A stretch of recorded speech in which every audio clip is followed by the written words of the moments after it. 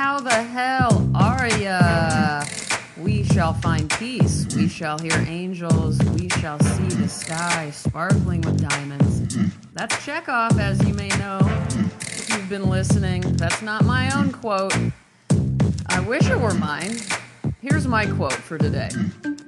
I ate Domino's last night, so I feel disgusting today. I could have buttoned my pants, but I didn't for fear they would be too tight. So here I sit, remorseful. And now it'll be crystal clear why I read the words of others rather than those of my own.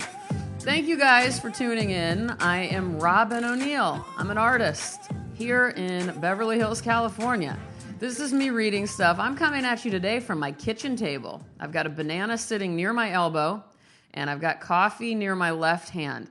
I tend to move this operation around. I started sitting on my bathroom floor for some reason. I did that for a good 6 months. And then I've been in my studio a lot, and now I'm trying my kitchen out. I don't know. I can't be contained, not even by my pants right now, sadly. Oh well, today's a new day. I won't eat Domino's today. Actually, I will, because I know I have one piece left, so I'll probably eat it as soon as I'm done recording. But I'm happy to be here. Today's episode I'm going to dedicate to breakups, to the end of relationships. I'm fine right now. I am not going through a breakup at all, so don't get all excited. I don't want anyone thinking that. God, the reason I say it like that is I remember this time on Instagram once. I was visiting my parents, and I had put up an image of a really beautiful Texas sky at sunset.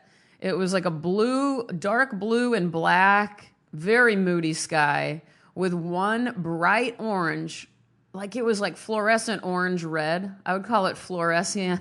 I would call it fluorescent. I would call it fluorescent cadmium red for those painters out there. And it was a weird shape. Everything about it was amazing. And my caption was at Tommy's house because I was at my parents' friend's backyard, Tommy, the backyard of Tommy. And this person who I did not know, who followed me on Instagram, he was a male. He goes, "Oh no!" Exclamation point, question mark, exclamation point, exclamation point, exclamation point, question mark. And I didn't know what that meant. I was like, why is someone responding like this to this beautiful sunset? I couldn't make sense of it. Then I get an email to my public email account reaching out because they had made sense that I was with somebody named Billy. And then just because I posted that I was at somebody named Tommy's house, they assumed I had broken up with Billy and was moving on. And they wanted to be there for me, you know, like, oh, here I am. I've been following you on Instagram for a long time. We must be close. It was that kind of thing. And I was just going, man, that's a weird reading into just be like, I can't be in another human being's backyard without it being a thing. Well, anyway, no breakup for me. Thank you very much. But I have been there. Most of us have, of course. I am going to read a passage from one of my favorite nonfiction books. It's called A Field Guide to Getting Lost by Rebecca Solnit. Oh man, Solnit, she's rapturous. If you haven't had a chance to read her yet, I think I've read everything she's ever published. I've seen her lecture, and by that I mean bring the motherfucking house down, and I was lucky to meet her briefly, and we are all lucky to have her simply living and breathing on this goddamn planet. The book, which is published by Penguin, by the way, I will link you to it in the description of this podcast so you can buy it or check it out at your library. You know, what do I say about it? I think that I would consider it poetry, although most say it's nonfiction. Let's read, you know what, I'll read the blurb on the back from the Dallas Morning News. I think this does a good job describing it. An ode to losing yourself and finding out what's on the other side of familiarity. For Miss Solnit, getting lost is more than a matter of merely physical circumstances. It's a state of mind to be embraced and explored, a gateway to discovering more about yourself in relation to the rest of the world. So, yeah, I mean, it's more like a long-form essay, but her language is so poetic that I would consider it a poem, actually. Let's see what I'm going to read. Here we go. I have so many pages I'd like to read, but I narrowed it down to this one. All right. This is from the section called Two Arrowheads. An idol like that wasn't made to last.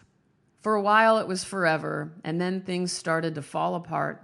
There isn't a story to tell because a relationship is a story you construct together and take up residence in, a story as sheltering as a house. You invent this story of how your destinies were made to entwine like porch vines. You adjust to a big view in this direction and no view in that. The doorway that you have to duck through and the window that is jammed. How who you think you are becomes a factor of who you think he is and who he thinks you are. A castle in the clouds made out of the moist air exhaled by dreamers. It's a shock to find yourself outdoors and alone again. Hard to imagine that you could ever live in another house. Big where this one was small, small where it was big.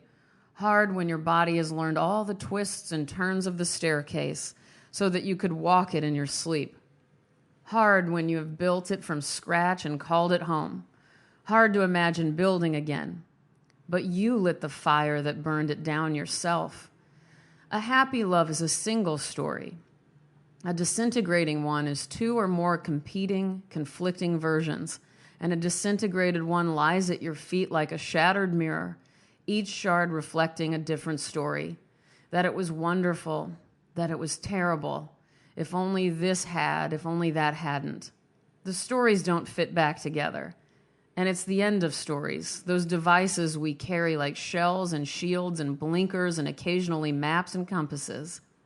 The people close to you become mirrors and journals in which you record your history. The instruments that help you know yourself and remember yourself, and you do the same for them. When they vanish, so does the use, the appreciation, the understanding of those small anecdotes, catchphrases, jokes. They become a book slammed shut or burnt. Though I came out of this house transformed, stronger and surer than I had been, and carrying with me more knowledge of myself, of men, of love, of deserts and wildernesses. Before I forget, I also want to recommend her book, Wanderlust, A History of Walking. I would say these two are the perfect introductions to her. If you were to ask me that question, that's what I would say. I love it when people ask that, or when someone helps you with something like that. You know what I mean? When you're like, hey, I want to read Faulkner. I don't know who to start with. Please tell me. That's a very kind and generous gift people can give you. It's my friend E. Tyler Linval. I call him Eric. He has done that for me numerous times, and I'll never be able to thank him enough. I truly hope all is well with you all out there. I so appreciate the time you spend with me. I'm sorry I didn't have a moment to step away this week for an After Dark episode. I'm doing my best. I'm trying to stay calm, which is hard for a spaz like me. If you have friends who are actually readers, please send them over here and remind them that this is only a 10-minute or less podcast. That usually helps people, because anytime you hear about a podcast, you're like, how can I fit this one into the day? Well, you can fit this one in real easily. Thank you guys for being badasses. And to quote one of my most cherished celebrities, if you can't love yourself, how the hell you gonna love somebody else? Can I get an amen up in here? Now, oh, that's RuPaul, by the way.